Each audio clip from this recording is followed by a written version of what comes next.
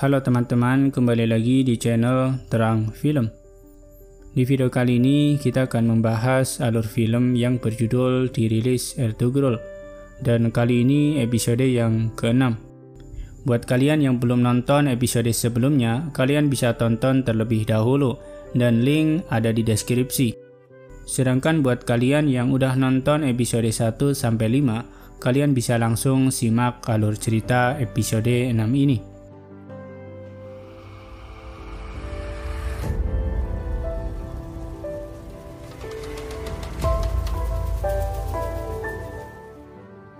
Ertugrul yang sedang berbincang-bincang dengan Halime, tiba-tiba ia dipanah oleh Titus, komandan Templar.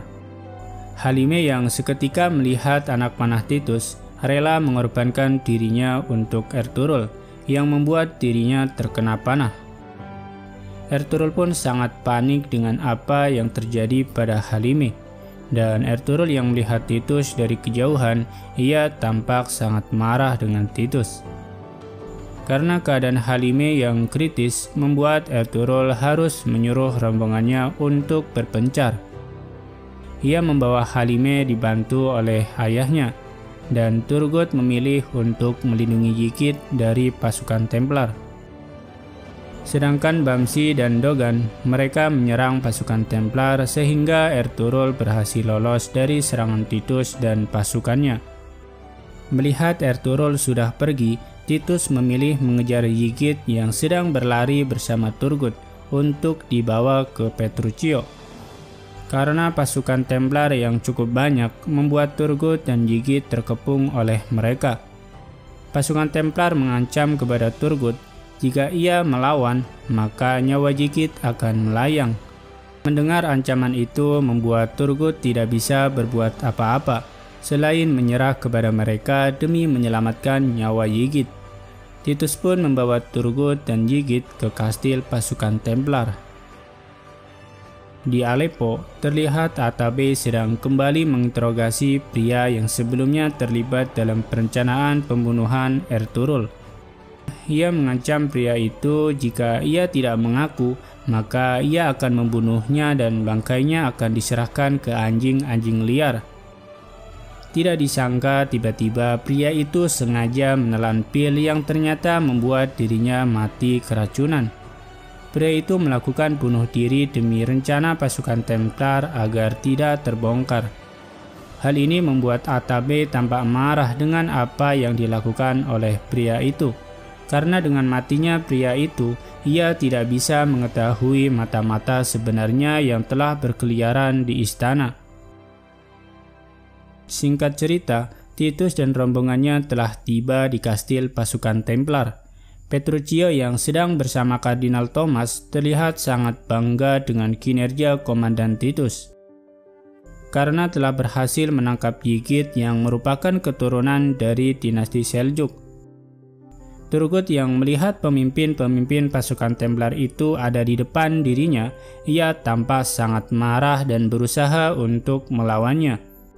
Tetapi karena kondisinya terikat, membuat dirinya tidak bisa berbuat apa-apa. Dan ia akhirnya dibawa ke penjara bawah tanah.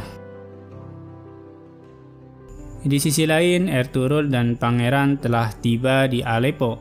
Ia segera membawa Halime ke kios para darwis untuk diobati oleh tabib. Ertugrul menanyakan kabar Turgut kepada Bamsi dan Dogan yang ternyata telah tiba lebih dulu di Aleppo. Bamsi dan Dogan menjawab bahwa mereka tidak tahu kabar dari Turgut dan Ygit. Hal ini membuat Ertugrul tampak khawatir dengan apa yang terjadi pada mereka.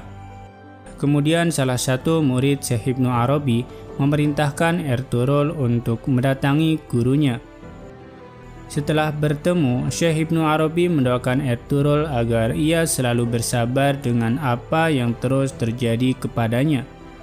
Ertugrul pun menceritakan kepada Syekh Ibnu Arabi bahwa dirinya bermimpi bertemu dengannya, yang membuat dirinya merasa selalu ada yang menjaga walaupun itu dari mimpi. Ertugrul mengungkapkan bahwa karena Syekh Ibnu Arabi lah yang membuat dirinya selalu terselamatkan dari serangan pasukan Templar. Syekh Ibnu Arabi pun dengan kerendahan hatinya mengatakan bahwa Allah lah yang sebenarnya menolong dirimu. Beliau juga mengatakan agar Ertugrul menjaga mimpi itu jangan sampai menceritakan kepada siapapun, termasuk saudara-saudaranya. Di tengah-tengah perbincangan, tiba-tiba Atabey mendatangi mereka dan menyalaminya. Syekh Ibnu Arabi mengatakan kepada mereka bahwa tugas dirinya adalah menyatukan antara Elang dan Elang. Yang ia maksud adalah Ertugrul dan Atabey. Dan ia sengaja pergi bersama muridnya agar mereka bisa berbincang-bincang mengenai permasalahan masing-masing. Hal ini membuat mereka bisa bersatu dan bekerja sama.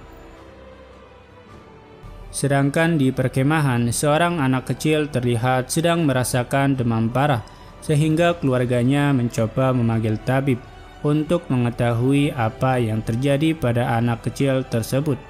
Ketika diperiksa, ternyata sang tabib mengatakan bahwa anak tersebut telah terjangkit wabah. Sang tabib memerintahkan keluarganya agar segera menjauh, karena bisa saja mereka tertular juga. Keesokan harinya, di kastil pasukan Templar, Turgut sedang disiksa oleh pasukan Templar. Tetapi Turgut malah mengatakan bahwa bunuhlah saja dirinya, karena hidup dan mati hanyalah milik Allah Subhanahu wa Ta'ala. Petruccio mengatakan bahwa Turgut tidaklah akan mati dengan mudah. Hal ini membuat Turgut sangat marah kepada Petruccio. Pria tua yang juga berada penjara bawah tanah menasihati Turgut bahwa di dalam penjara ini jangan hanya mengandalkan kekuatan dan keberanianmu, karena di sini tidak ada yang mendengarmu kecuali Allah. Jika kau sedang berputus asa, ingatlah bahwa Allah yang Maha Kuasa. Jika kau merasa lapar, ingatlah Allah Maha Memelihara.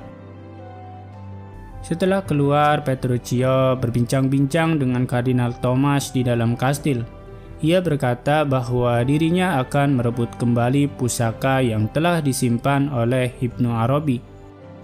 Tidak sampai di situ, ia juga merencanakan sesuatu kepada Turgut, agar Turgut bisa melakukan apa saja yang Petruccio perintahkan, yang kemungkinan Turgut akan dijadikan prajurit pasukan Templar. Di Aleppo, Ertugrul sedang menghadap Sultan Emir Al-Aziz di istananya. Ia memberikan salam dan surat balasan dari ayahnya Sulaiman Shah. Tetapi Sultan malah bertanya kepada Ertugrul, apakah benar suku Kayi telah terkena wabah? Ternyata Nasserlah yang telah menyebarkan berita ini ke Sultan. Ertugrul pun menjawab bahwa semua ini adalah ulah pasukan Templar yang mencoba menghentikan suku Kayi agar tidak mendapatkan tanah darinya.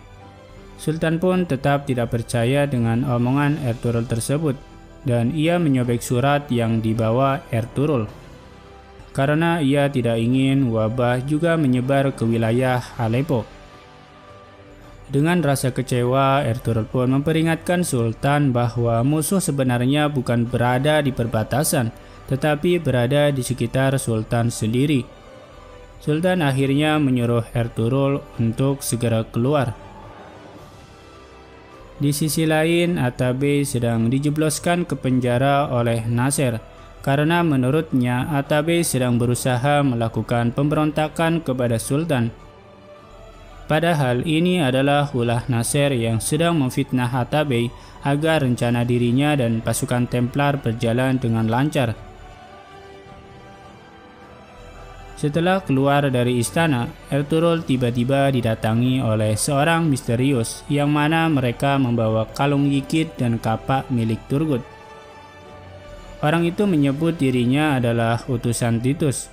Ia mengatakan bahwa elang ada di dalam kandang. Yang ia maksud adalah Turgut. Hal ini membuat Ertugrul tampak marah.